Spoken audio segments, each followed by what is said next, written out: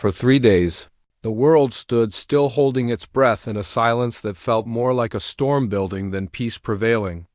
Then, without warning, a voice broke through from Jerusalem, sharp as a blade and deliberate as thunder. "We will not be dictated to. I am Ibrahim Traoré, and today I'm tearing off the masks, not with rage, not with war, but with words that demand to be heard." He didn't shout. He didn't threaten in fury. But his message hit like a hammer. The state of Israel, he claimed, had threatened his homeland. And for a moment, the entire world tilted toward him. 4 days ago, a statement dropped like a match in dry grass. Ibrahim Traoré had spoken not just to Israel, but to the world. His words echoed across continents. He issued a deadline, clear, sharp, unmistakable, and then silence. From Jerusalem, there was no reply, no rebuttal. Not even a whisper. For 72 hours, the air was thick with anticipation. No response came, no press conference, no back-channel leaks. Just a silence that didn't calm the air, it charged it. Diplomats speculated. Journalists filled columns with guesses. Critics mocked the quiet. Supporters clung to hope. But make no mistake, this wasn't absence. It was presence in its most commanding form. Because sometimes silence isn't retreat. It's strategy, and that silence so deliberate, so heavy it finally cracked. In Jerusalem, under the sharp glare of television lights and the tension of a packed briefing room, Israeli Prime Minister Benjamin Netanyahu stepped forward. No scripted charm, no ceremonial preface, just resolve. Every eye was locked on him. He didn't raise his voice. He didn't need to. "We have heard the words of President Traoré," Netanyahu said, his tone precise.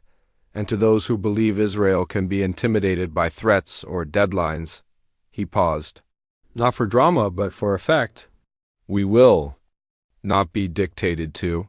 Just 10 words, and the world was already reacting. Headlines flared across the globe. Social feeds exploded. Analysts dissected each syllable. The message was unmistakable. Israel would not bend. But hidden beneath that signature strength, the hard exterior Netanyahu was known for, was something more subtle, more telling. This wasn't the usual diplomatic rejection. It wasn't full escalation either. What echoed in the room that day was a rare sense of acknowledgment. This was no longer just political tension. This had become global tectonics. Netanyahu continued. "Africa is not ours," he said clearly. "We respect the sovereignty, independence, and aspirations of all nations." His voice remained steady, but there was a discernible shift in rhythm. He wasn't just defending Israel, he was redefining its position. "Israel," he said, "will never apologize for defending its sovereignty. We will not be shamed for choosing our allies." The room remained quiet, but the world wasn't. This was the formal response the international community had been waiting for. But what followed next, no one saw coming. Netanyahu didn't stop at defense. He pivoted to proposal.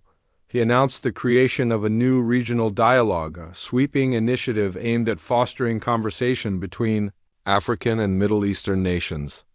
One that wouldn't be built on threat or pressure, but on mutual recognition and the understanding that the world's power centers were evolving. No longer would Washington, Brussels, or Beijing be the only hub shaping global direction. A new equilibrium was emerging. And Netanyahu called it just that, the new equilibrium. A diplomatic platform where African and Middle Eastern nations could sit not beneath others, but beside them. The offer came with no preconditions, no attached demands, just an invitation to speak, to reshape regional alliances, to listen and be heard. It wasn't capitulation. It wasn't defiance, but it was something rarer, an overture, and it broke the silence in a way that words of war never could. Across Africa, responses came fast, and they weren't unified. In government halls and civil society circles, the continent lit up with dialogue. Some hailed Netanyahu's move as a breakthrough, a clear sign that Traoré's stance had pierced through decades of diplomatic dismissal.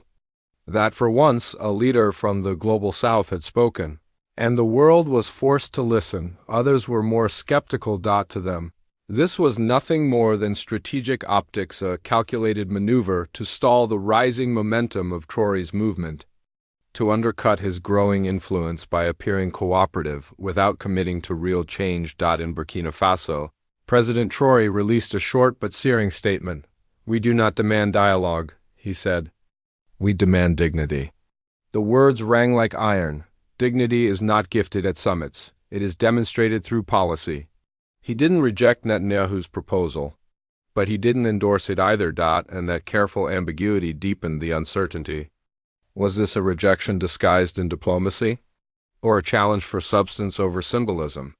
But the most telling responses weren't from presidential palaces, they were from the people across the African continent. Citizens were already moving. In Kinshasa, thousands of students took to the streets, their banners bright with conviction. Africa decides. In Addis Ababa, civil society groups held emergency forums debating alliances, sovereignty, and whether the continent's future could be forged independently, free from old power entanglements, from Lagos to Lusaka, from Cairo to Cape Town. The energy wasn't just palpable.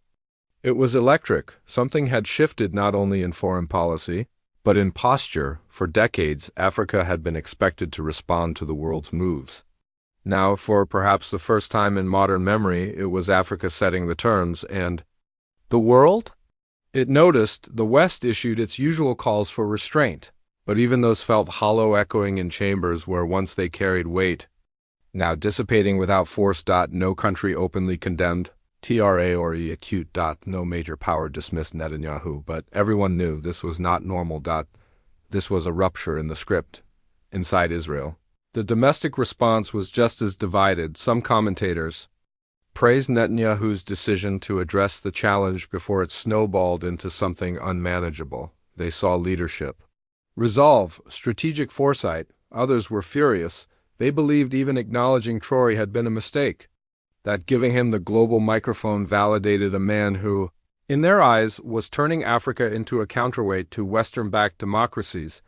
But outside of those legacy views, a new voice was emerging, younger, sharper. In Tel Aviv, an activist posted on social media, "Ignore a continent long enough and don't be shocked when it stops asking." The message went viral. Because at its core, this wasn't about any one summit or speech. This was about who gets to speak, who gets to decide, and who gets to be heard. Media outlets across the globe went into overdrive. Panels of experts convened. Analysts, think tanks, and foreign ministers all debated the same essential question. Has Traoré broken the unwritten rules of global diplomacy, or has he rewritten them? Because Traoré didn't just speak to Israel. He spoke to the world's hierarchy. He spoke of double standards, of how Africa is summoned when needed and sidelined when it isn't. His deadline wasn't just a provocation, it was a trigger. A mirror held up to global hypocrisy. And Netanyahu, for all his strength and strategy, had to respond. Because silence was no longer an option. And in doing so, regardless of outcome, he validated Traoré's message. He proved that Africa's voice could no longer be ignored. We now stand in a moment few predicted. It's not a war, it's not a peace accord. It's a pivot, a rebalancing of global gravity, where the old rules are being questioned, where influence is no longer measured solely in weapons, wealth, or territory, but in will. Traoré or acute spoke with the defiance of a man fed up with being ignored. Netanyahu answered with the resolve of a leader who realized silence would only make the wave stronger. But make no mistake, this is no longer just a face-off between two leaders. It is the collision of decades of exclusion, of history catching up with diplomacy. This is a ripple that could become a tide, one that reshapes alliances, rewrites diplomatic expectations, and redefines what global respect actually looks like. The question now isn't who won this moment. The real question is who shapes what comes. Next, who defines the narrative? Who drives the new equilibrium? Who chooses the terms of engagement? Is this the dawn of a louder, bolder, more unified global South? Or will the world attempt to fold this momentum back into the old structures? You tell us. Did Netanyahu respond as a strategist or as a politician caught on the back foot? Has Traoré begun something that won't be stopped by silence, nor by summit. Are we living through a turning point where the voices once pushed to the margins are now stepping to the center? Drop your flag in the comments. Tell us where you're watching from, and if you believe Africa's voice deserves a seat, not just at the table, but at the head of it, then hit that button because this isn't just a story unfolding, this is history, and it's being written right now,